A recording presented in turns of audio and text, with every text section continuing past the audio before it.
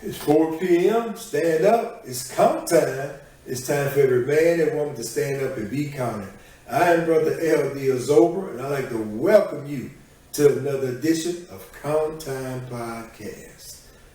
We'd like to first say thank you, Dr. Joyce Marie Jackson, the chair of LSU Geography and Anthropology Department. We'd like to say thank you for co-hosting or taking on the task of bringing forth some beautiful shows in the last few weeks. Because about a month ago, Doc held a SOS Slavery Conference on the campus of LSU. And it was wonderful. It went over so well. I mean, it was a lot of great history, information, knowledge that went forward. A lot of great presenters, particularly Dr. Ruth Simmons. Ooh, one of a kind. Dr. Marion Fisher, Girolando, great job. And Monique Verdin, awesome job. And so we had a wonderful time. And also we'd like to thank Chancellor John Pierre, who was also a co-host of the conference that was held on LSU campus. And now I would like to say congratulations, Chancellor John Pierre, who now officially is the Chancellor of the Southern University A&M College System. Wonderful, wonderful job. Well deserving. And for those who know you best, who went to school with you from down south, great job, preach. We all are so proud of you down here down in low Louisiana. But also, I know Southern University is about to go to another stratosphere with Chancellor Pierre and President Dennis Shield. Number of wonderful things about to happen and take place at Southern University. So all y'all join in and go support the Chancellor and the President. And right now, we'd like to also pay tribute to Dr. Joyce Jackson.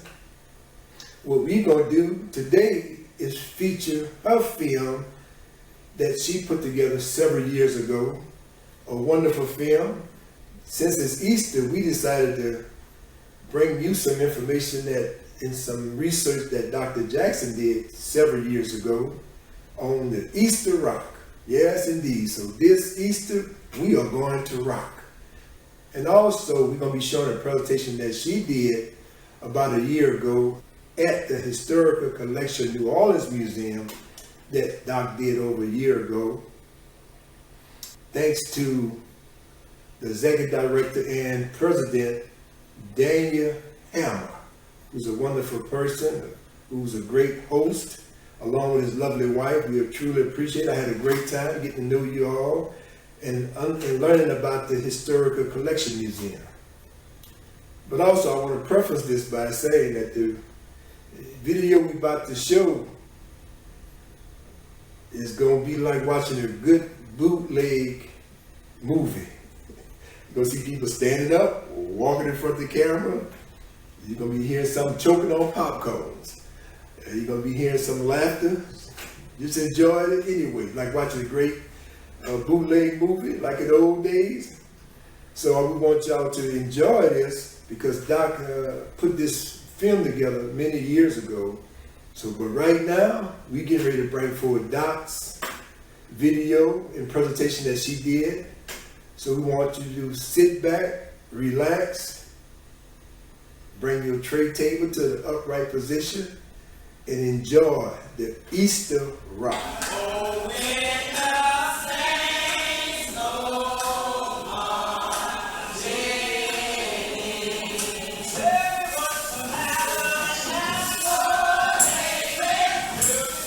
In anthropology and holds the James J. Parsons Endowed Professorship.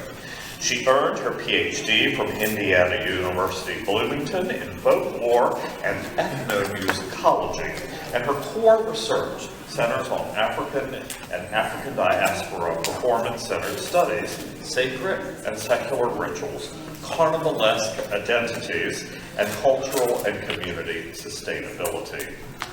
Her research and publications have scanned the genres of gospel, blues, and traditional jazz, and she has produced several documentary recordings with interpretive liner notes published by Smithsonian Folkways Recordings, Capitol Records, and the Louisiana Folklife Recording Series.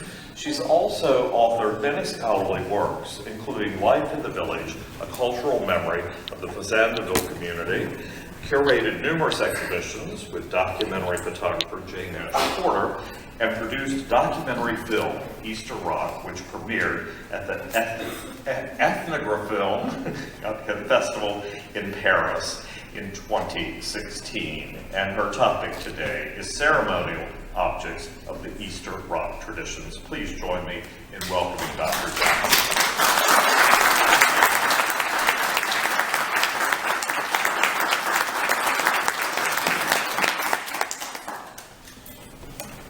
Tom, for that introduction, and I'd like to say good afternoon, and I would also like to thank all the organizers of the Historic New Orleans Collection for this wonderful conference that you're putting on, and thanks for the invitation. I'd like to just share with you today some of the work that I have worked on for many years, actually, and it is coming around to looking at it in a broader perspective of some of the other regions that I've dealt with. This one, the Easter Rock, is I guess you'd say maybe the second one I've looked at. But I just was responding to someone who asked me, how in the world did you get into rituals? Because most people at home, and well, New Orleans is actually my home. I was born here, but I was raised in Baton Rouge. I went to school there, and of course, came back to teach after getting the PhD. But so how did you go? I was a performer. I got 2 degrees in vocal music performance. So they said, well, how did you, get into rituals and doing all this other stuff? Well, I always wanted to look at culture along with music. Even when I was going through LSU with 2 degrees in music and performing, I had this urge to look at my own music. I wanted to look at black music, and of course there, it was not an outlet for me to do that. I was studying, of course, European music. And I would just, beg my professor to let me do a spiritual every now and then, and that was about all I got to do, even on my recitals. So I had this really urge to, to bring in the African-American culture and African-American music. And it also stems back, I guess, from when I was a child, going to church. I grew up in the sanctuary of the black church. And as a little girl, I remember going to my church, which was a Baptist church, and then going to my aunt's church, which was a Pentecostal church, and kind of comparing the two as a 5-year-old. I said, I think I like this other church better than my church, because in my church they had an organ and a piano, and we had a choir. But in my aunt's church, they had a piano, very out-of-tune piano, and a guitarist. And during the church service, they would shout, they would go into trance, they would run the aisles, and just all sorts of theatrics were going on, even with the minister. And I thought, now that kept me awake. I mean, I have to say it, for a little 5-year-old girl, that was entertainment. And they didn't have to nudge me and say, wake up, girl, wake up, it's church service still going on. So they never had to worry about that at my aunt's church. So I guess I was sort of fascinated with ritual at a very early stage of the game. So I'd like to just share some things with you. Before we get into the film, I would like to sort of set it up and let you know some of the other things I was looking at by studying the Easter Rock ritual. Looking at the black church again, and I look at the black folk church. And when I say the black folk church, that is different from other churches, but it transcends denominations. It doesn't mean that it's a Black Baptist church or a Pentecostal church, Methodist, African Methodist, Episcopal. It just transcends all those denominations. So it depends on what is happening within that ritual that makes it a black folk church. And looking at the performance, even the pastor, not just the music and things like that, that were going on, but even the pastor and the way that they deliver the sermons is different. And again, you know, some very animated pastors, especially in that Pentecostal church that I used to love to go to. And it was interesting when I was small because my aunt was a school bus driver. And at that time, and her best friend was a school bus driver.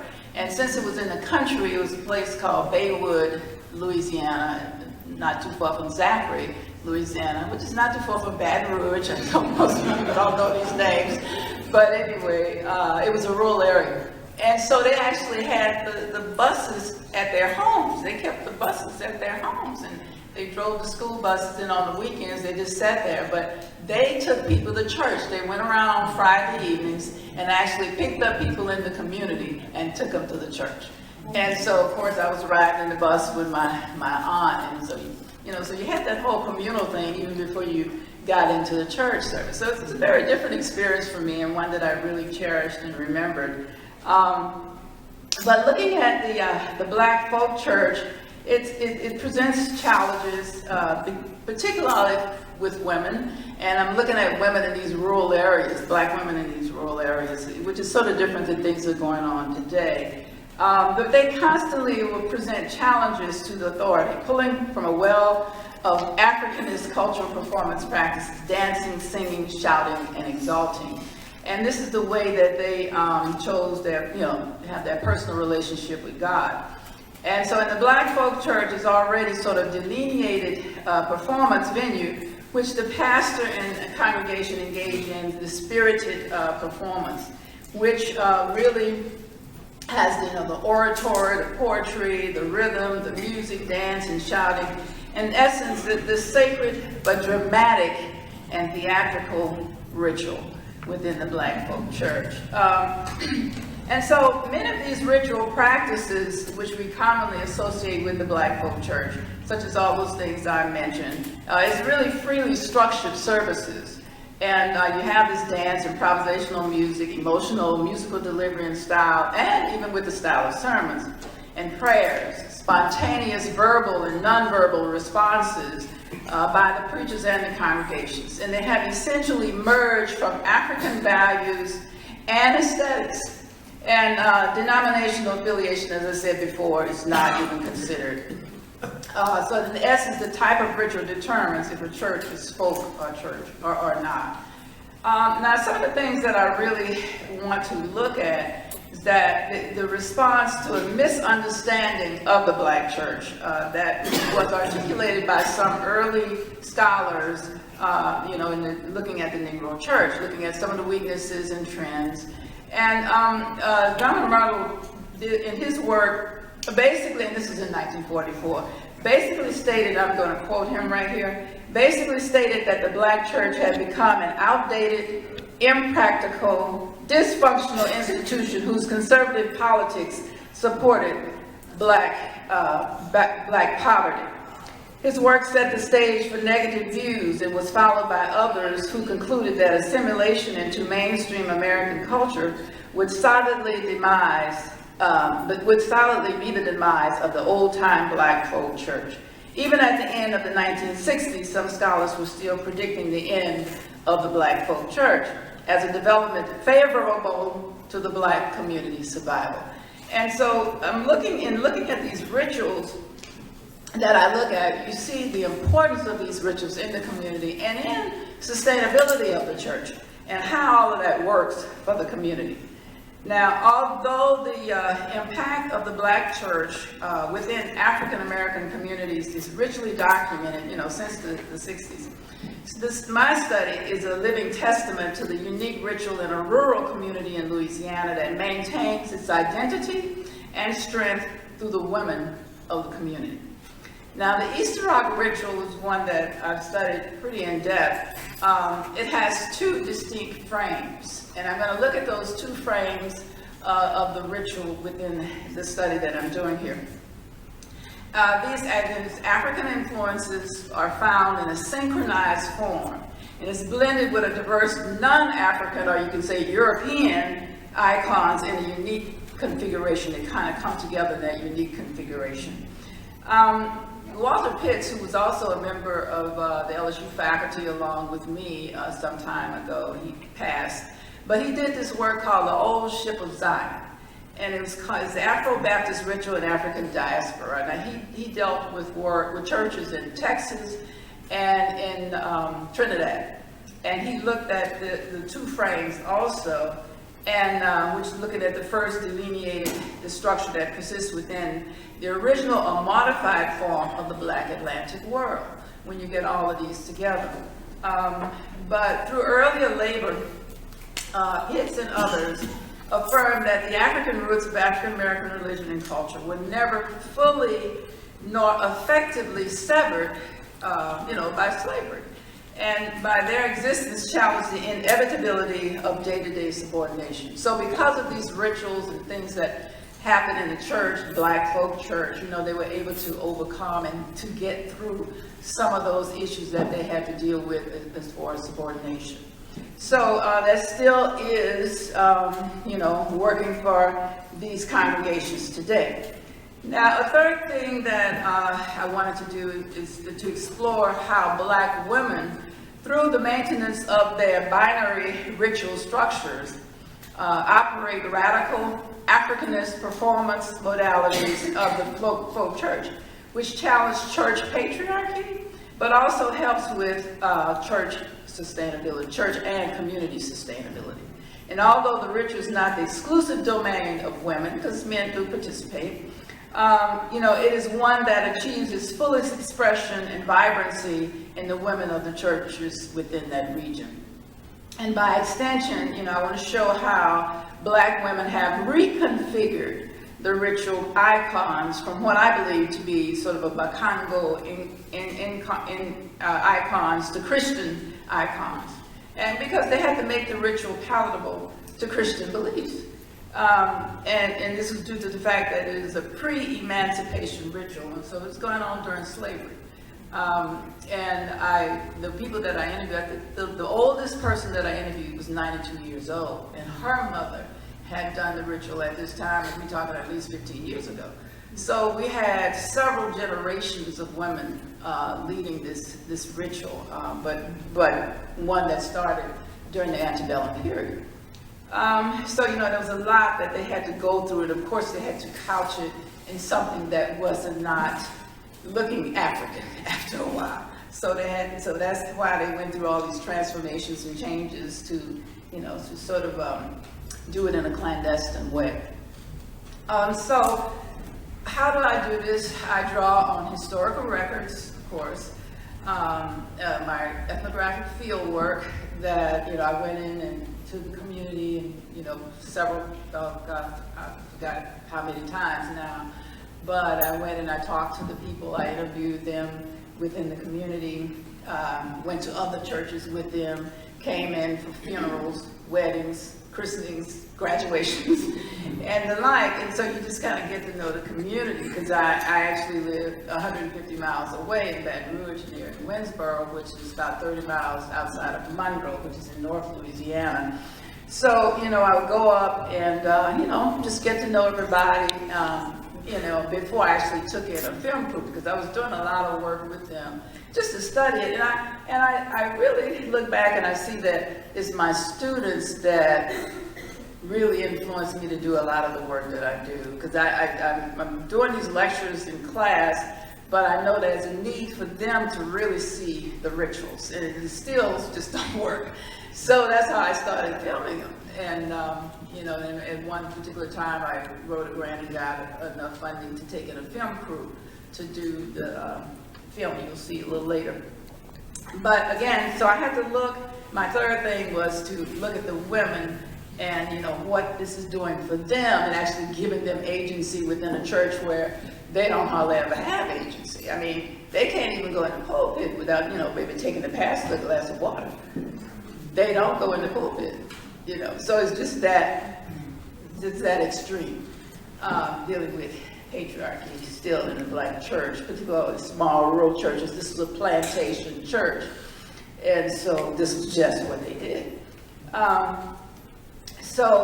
Looking at the other things I was talking about, what I did. So I did ethnographic field research in the Easter Rock tradition, looking at many years, looking at this tradition for many years. And of course, I draw on other disciplines. I'm sort of interdisciplinary by nature.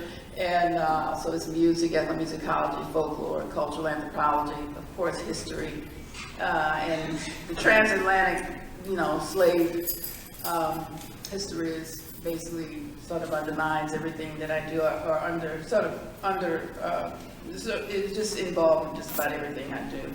And sometimes you have to pull on sociology studies. You study community. So whatever's needed, I just bring it on. I'm just interdisciplinary. Whatever works. So, and the other thing that one of the most important things is the other circular, because this is a circular ritual.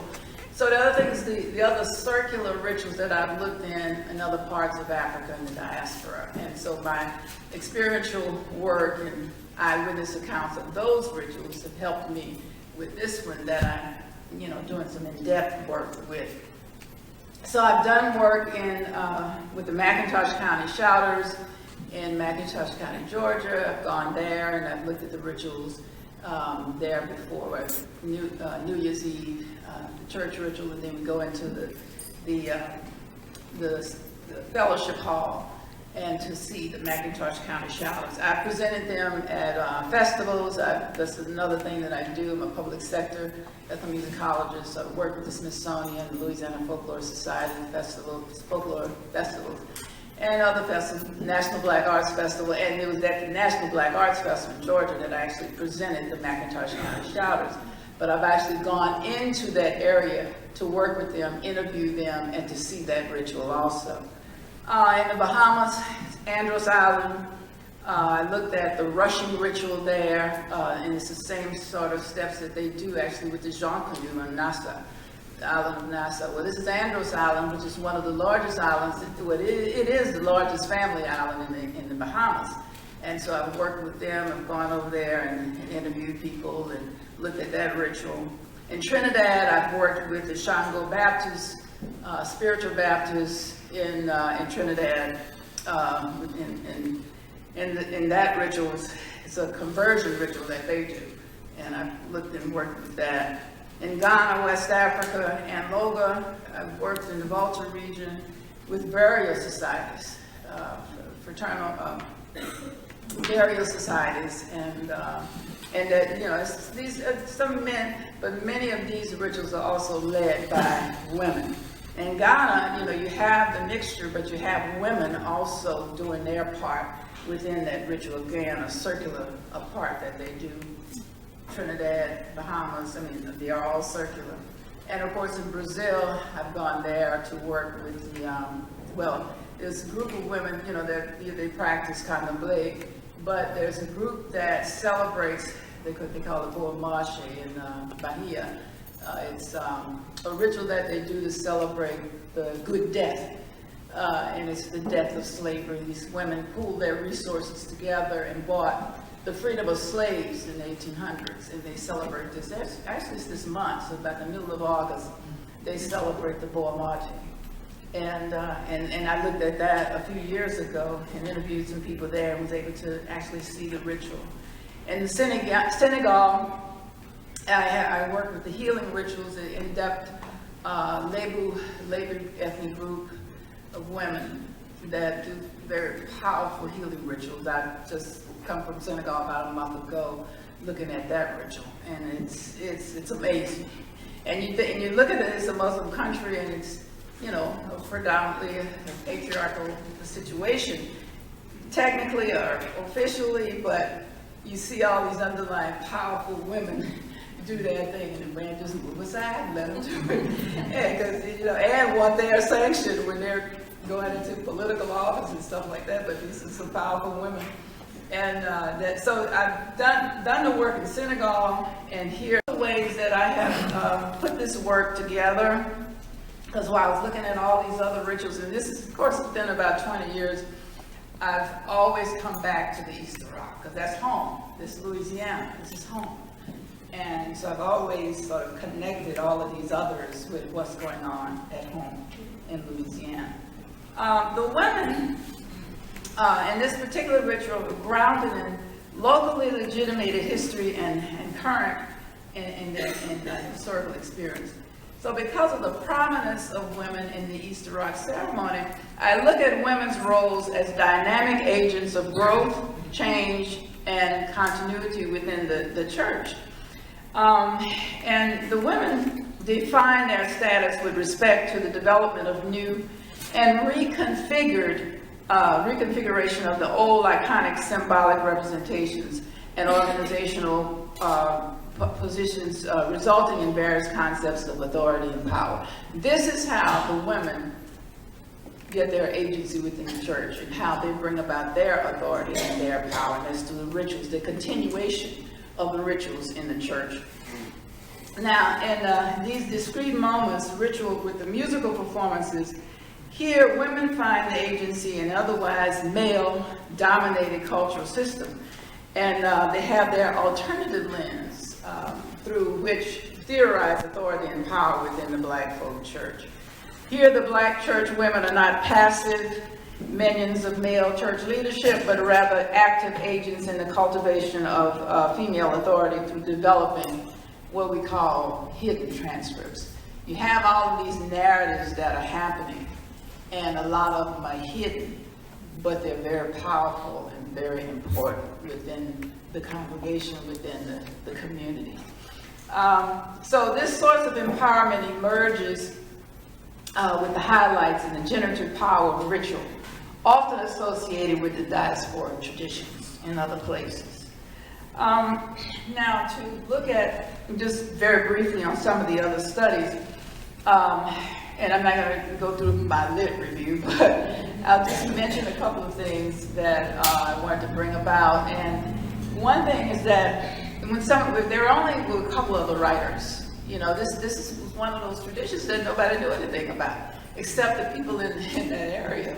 And we found out about it through folklore workshops that we did with the community. Susan Roach in North Louisiana, she was our regional folklorist for that area, and she led a workshop, and one of the ladies that came to the workshop told us about this ritual. And that's how we find out about it, of course, through community folk.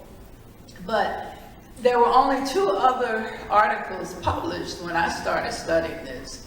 And because you comb the archives, I went and talked to the people, I went to the libraries in those little community areas, those little small rural areas, and you had to dig through files. It wasn't there with electronic stuff. You actually had to go there and dig through these files to find anything. And so I found an article actually written back in the 40s, an eyewitness account, and but they talked about these pagan rites and is the clothed in Christian symbolism, which are not altogether uncommon among the Negroes of the South. And that was just a quote that I took from that article. And but you know, a lot of the things are sort of biased, you know, and pejorative language. But what you see is an eyewitness account. That was important to me, to get that eyewitness account of somebody else. And then they had song lyrics. So I can match up those song lyrics in the 40s with what I'm looking at in the 20s, what I started in the late 1990s. And so I had something to go by. And then I had another one that I read that was done in the 60s. And they called it, they said, this person said, well, I will trace the background out of which these primitive elements came. And another one said, Easter rock, not only a revered tradition once, was the mystic dance of the practitioners of voodoo. And he made this statement with absolutely no explanation or evidence to corroborate what he was saying. And so when I brought it up, you know, I had to tell the Easter rockers about that. I said, you know, but do you think that this, you know, oh no, we don't have anything to do with voodoo. No, this is not voodoo. And you know, of course, what they knew about voodoo or what they thought about voodoo, you know, was pejorative too. But they wanted me to know that this had nothing to do with voodoo. They were Christians, and this had nothing to do with voodoo. I said, okay. So, but these were but these were very important pieces for me to read, again, because they were people that were there and that wrote about what they saw, exactly what they saw and how they felt about it. So that was important to do. And since then, we had Janet Sturman, who's an ethnomusicologist. Susan Roach also did an article, and then I did too. So those are others that have been done. So it's just very little information that was out there. So, you have to kind of start from scratch, but that's okay. So let me set the scene for you before I pull up the film. Today, it's in the town of Winnsboro, as I said before. It was about 30 miles from Monroe in North Louisiana. And it's at this church called Original True Life Baptist Church, which is located on Highway 4. And that particular city is a very small town, Winnsboro, Louisiana. And it was at a plantation church where this took place. And in my observations over several years, the ritual is never incorporated in a regular church service. It's always a different time that they do the ritual. They always perform it at night, and the community events is not just for that congregation, but it's for the entire community, whoever wants to come.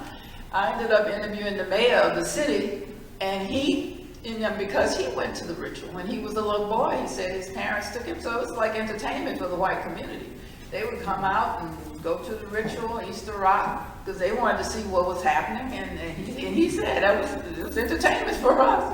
We had never seen anything like that before. So, so you have it performed at night and for the whole community, and they are directed and maintained by women. And they do everything, including, and you'll see all these iconic things that they put on the table, which is basically their altar. And they have, it's all maintained by women, and they, of course, coordinate the whole thing. It's Hattie Addison is the coordinator there, and her mother was the coordinator before her, and her mother's mother was the coordinator before. So they passed it down through several generations within that one family. But you find that they have cakes. They bake cakes, and they're mending or making white dresses. They're all in white. They're purchasing oil for the oil lamps, boiling and coloring Easter eggs, purchasing candied eggs, and they clean up the church. They give it the spring cleaning during this time, decorate the church. They prepare the children and teach them how to do the rock. And they work on the banner, which is round. And they make programs contacting and inviting participants to the program. And so they spend quite a bit of time in preparation for this event. And because I went in like 3 days ahead of time with the film crew so I could get all of the preparations that they were doing. And so it takes up, and Addison is the driving force, but she goes around and she picks up children. So I've been with her a number of times. She's driving around picking up the children to bring so they can teach them how, so they can get them to clean up the church. And so they have all this, major preparation before the Easter Rock event. And of course, she picked up all this from her mother because she assisted her mother. Now her daughter is assisting her. So I visited the homes of several of the participants and observed them as they prepared for this annual celebration and ritual. They require several days of doing this. And I have to mention the baker, because they have 12 cakes. And so they have somebody that bakes the cakes. And so I went to interview her because she doesn't bake them like that anymore. And she went through the whole process of baking these cakes. And so, it's to bake 12 cakes, that's a lot. So she'd do 3 or 4 a day. She'd rest, and then she'd come back the next day and do 3 or 4 more. And so it was just this major thing of baking these cakes. Of course, now they go and buy them from Walmart. Because I have to pick up my cakes, what can I do? Go to Walmart and coming out with 12 cakes. What's going on with them? But anyway, it's a lot of preparation that they do. And so you can see this is a structured ritual while, the women directs, but they do so, they don't do it from the pulpit. Now, even during this female-driven occasion, the minister is still the only one in the pulpit, and the mistress of ceremony leads the congregation in a typical devotion and worship service. And so we talk about these two frames. So this is the first frame of this sort of Afro-based ritual, but the first frame is the European aspect.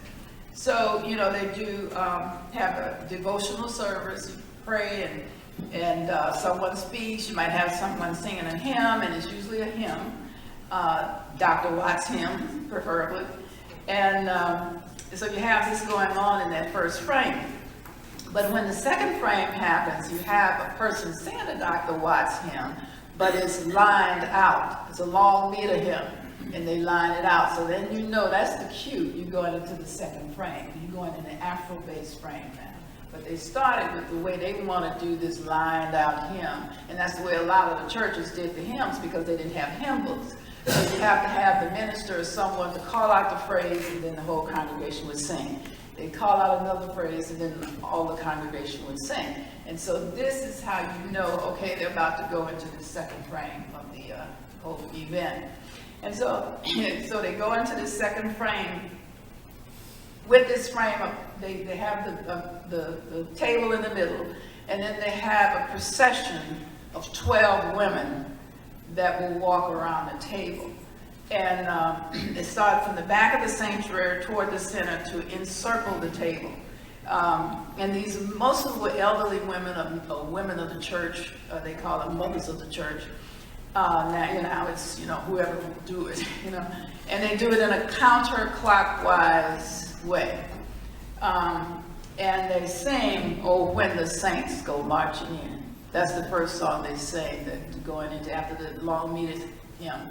They go into "When the Saints Go Marching In." For those of you from New Orleans, I know that's one of Louis Armstrong's standards. "When the Saints Go Marching In." But of course, we got the Saints football team here too, so I know you've heard that song a lot in New Orleans. But Louis Armstrong has taken it all over the world. But it is a Negro spiritual, as they say.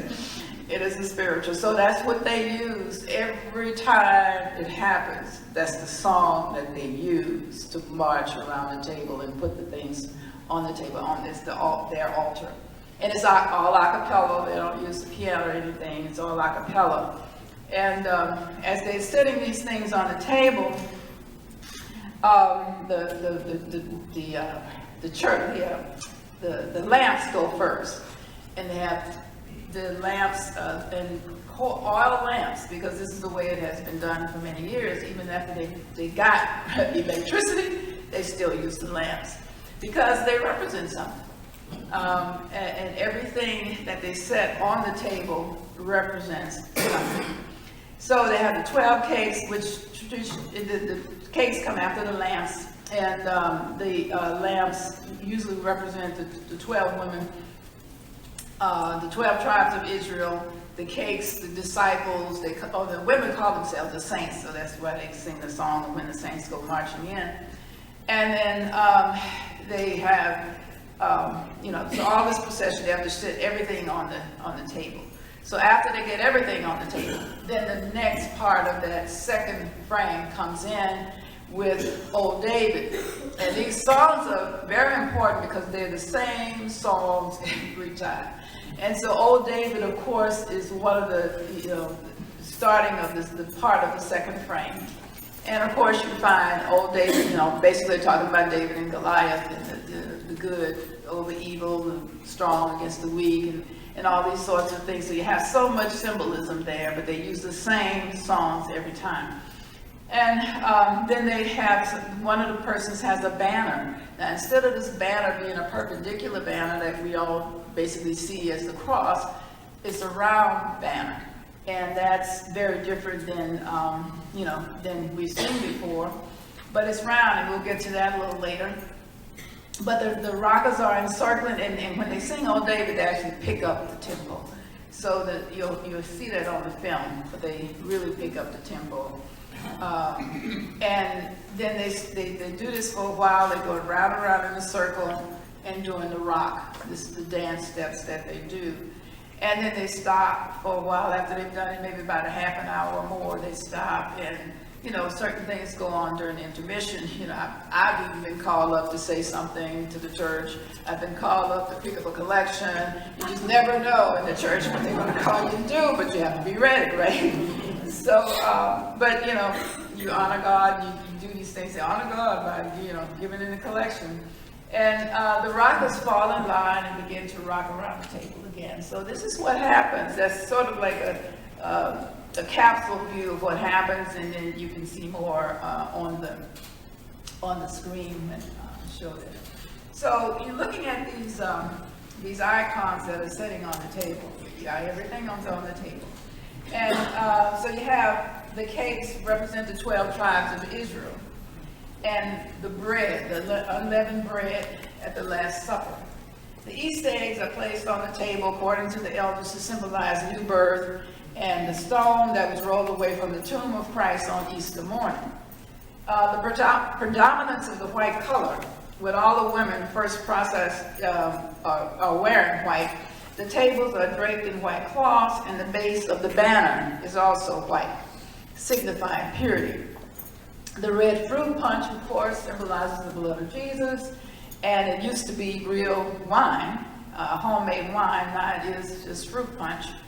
And the round banner, of course, is on the staff of the person carries, symbolizes Christ carrying the cross.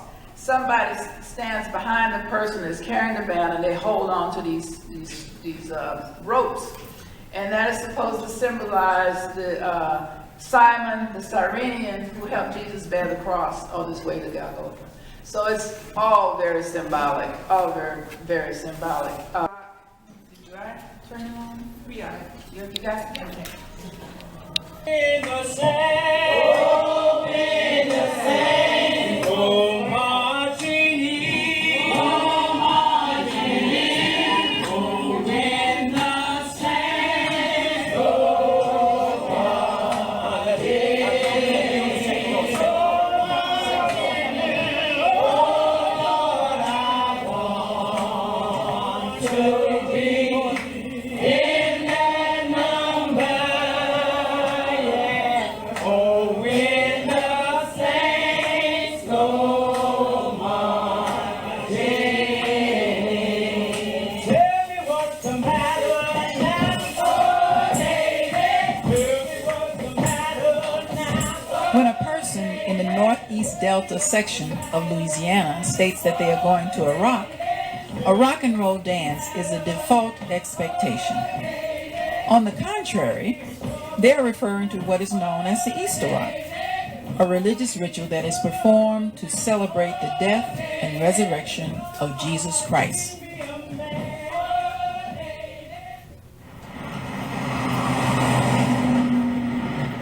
In Winnsboro, Louisiana, a generation is trying to preserve what their mothers and grandmothers taught them about sacred ritual. My grandmother told me about the rock.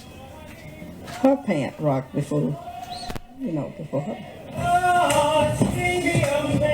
To the casual observer, this may look like regular secular dance steps, but they are very sacred, with roots dating back to the pre-Civil War era during slavery. And he be dancing, we put him out of there. We don't want no dancing, we want you to rock, not be dancing, you know. The older women, who can remember rocking in their youth, hold the ritual with great reverence. And it is the women of the church that organize the rock each year.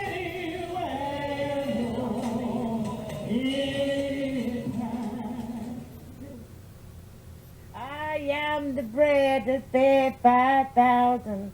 I am the bread. Mrs. Beulah Ross is a longtime participant of the rock. She shares her memories of what the elders told her about the creation of this ritual. About this rock, it was told to me that how they formed and how they started rocking. The old people would sit down and listen to each one talk about Jesus, coming back again. And it was told to me that one tell of them, I don't know which one it was, Elijah or Elisha.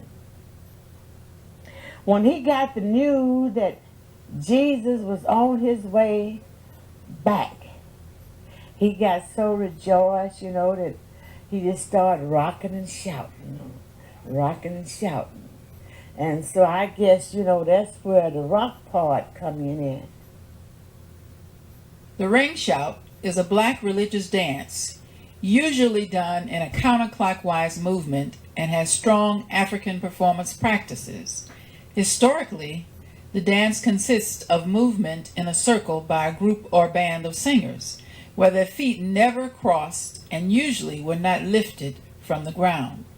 These dances were performed in praise houses, slave quarters, and consequently in the black folk church. Many accounts exist in the literature of the antebellum period, and depending on the region, there were different variations on the basic theme.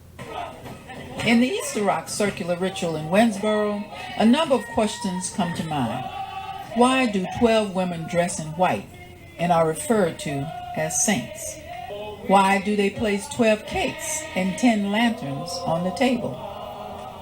Why are they circling a table with one person, who is sometimes the song leader, carrying a banner with colorful streamers?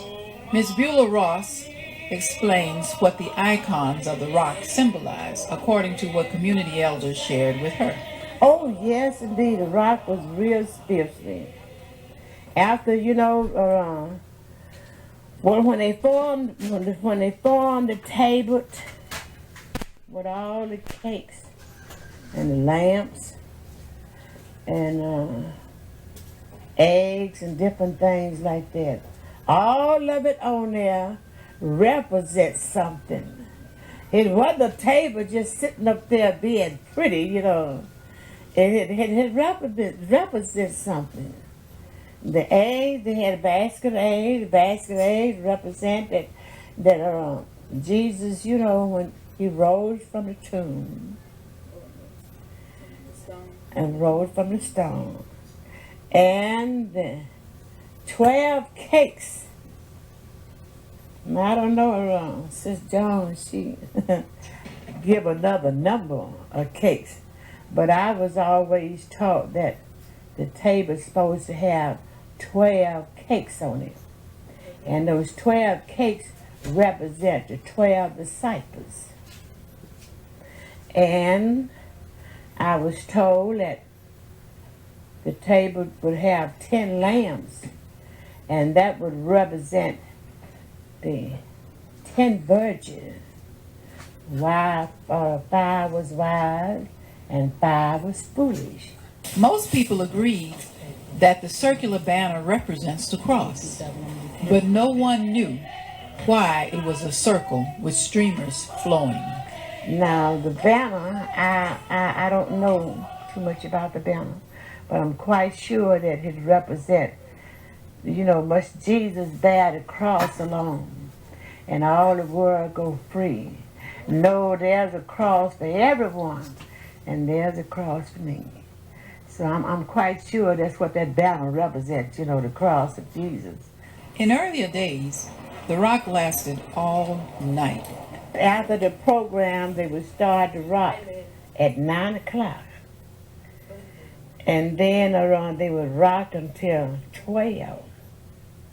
And they would have a break, and they would eat and drink, and then they would start rocking again. Now, it had been time that some of them old peoples would rock all night long to 4 days that morning. Because as they was told that the sun on Easter Sunday morning, that the sun comes up shouting. And I guess if you can pay attention and get up early enough, to watch the sun on Easter morning, you can, can probably, can see it, just, they're shouting. If you want your body healed, Several types of sacred songs would be used in the program before the actual rock ritual began. They lose long meters. They would use the do, re, sol, re, ti, do, and they would use different solos. Whatever the person felt like singing that you would call to sing. However, during the rock ritual, there are only certain select songs that are performed. They rocked off of David. David was a clear song they rocked off, and they rocked off of Bread. Even though the Easter rock ritual is commemorating the resurrection of Christ, the song chant, O David, is deemed suitable for the occasion. In essence, enslaved blacks had an Old Testament bias. Among their revered heroes, about whom they sang constantly, were Moses, Daniel, Jonah, Gabriel, and David. All the themes were conceptually dealing with good against bad, the weaker conquering the stronger. This song has been maintained because of its biblical and real-life meaning to enslaved Africans and to modern-day African Americans.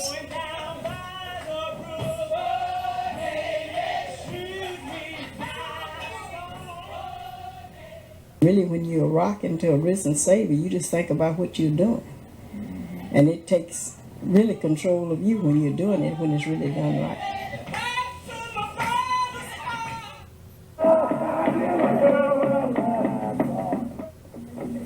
Another tradition with similar performance practices with a ring shout is in coastal Georgia, Bolden, which is in McIntosh County. The ring shout here in Georgia demonstrates the African continuum. Clearly, the roots of the Easter rock worship ritual date to slavery in the South.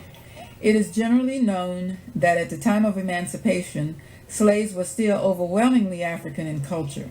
Sterling Stuckey, a leading historian, has explored the folklore of American slaves by examining it through a cross-cultural Pan-African lens. In his seminal work, Slave Culture, he establishes what he refers to as the black ethos in slavery. Essentially, he substantiates the centrality of an African ancestral ritual, the circle dance, to the black religious and artistic experience. He writes, "The majority of Africans brought to North America to be enslaved were from the central and western areas of Africa, from Congo, Angola, Nigeria, Dahomey, Togo, the Gold Coast, and Sierra Leone. In these areas, an integral part of religion and culture was movement in a ring during ceremonies honoring the ancestors. There is, in fact, Sterling Stuckey suggests substantial evidence for the importance of the ancestral function of the circle in West Africa. But the circle ritual imported by Africans from the Congo region was so powerful in this elaboration of a religious vision that it contributed disproportionately to the centrality of the circle in slavery. The use of the circle for religious purposes in slavery was so consistent and profound that one could argue that it was what gave form and meaning to black religion and art."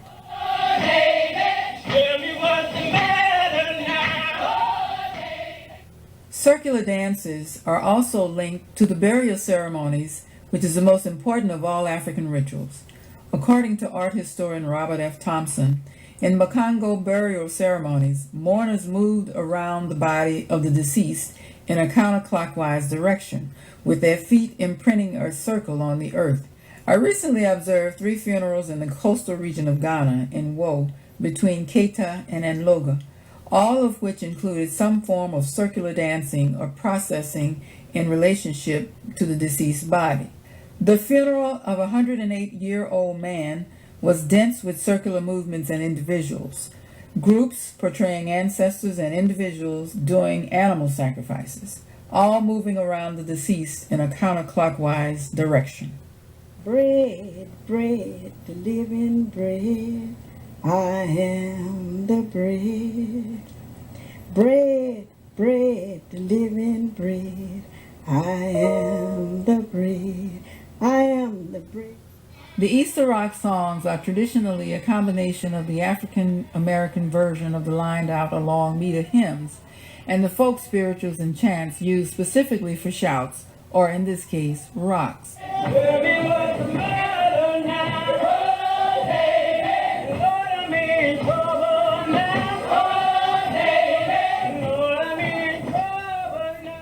The spirituals and chants were built on the form so common to West African songs, a leading call and response.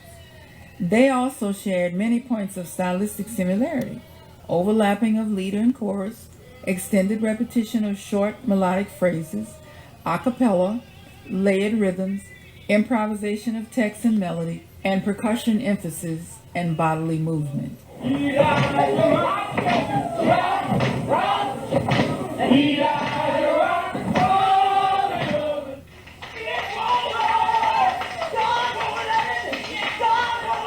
Focus upon the importance of ritual allows us to see that women in the Black folk church base their leadership and power in direct control of ceremonial and ritual events rather than exercise overt resistance against gender domination.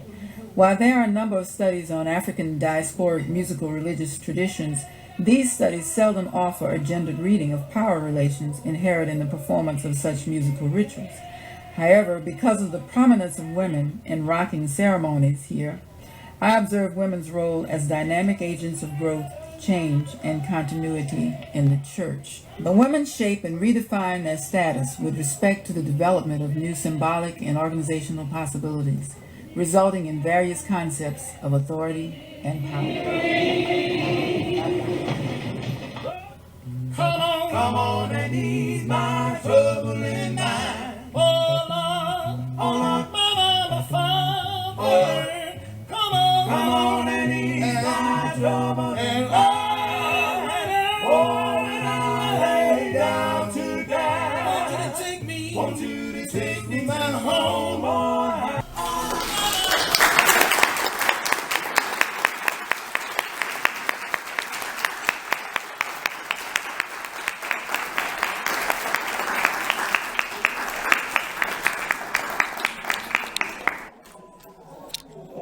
Yes, well, I'm not going to say much more. We've kind of gone over the time, so I just want to say that it has been a pleasure, and I just want to end with just a few words. That while my primary aim was not the excavation of African survivors, but rather the explication of the actual character and diversity of the icons and the ritual as manifest among these African American women. And ultimately, I believe that much of the originality and special richness of the Easter Rock ritual rests in the fact that it was forged by women of African ancestry in the crucible of oppression. First, during the slavery, and later on the patterns of segregation, discrimination, and economic disparities. Only powerful African cultural elements were retained and effectively mobilized as part of the African American women's response to spirituality and life. And these were the hidden transcripts that I tried to bring out. Thank you.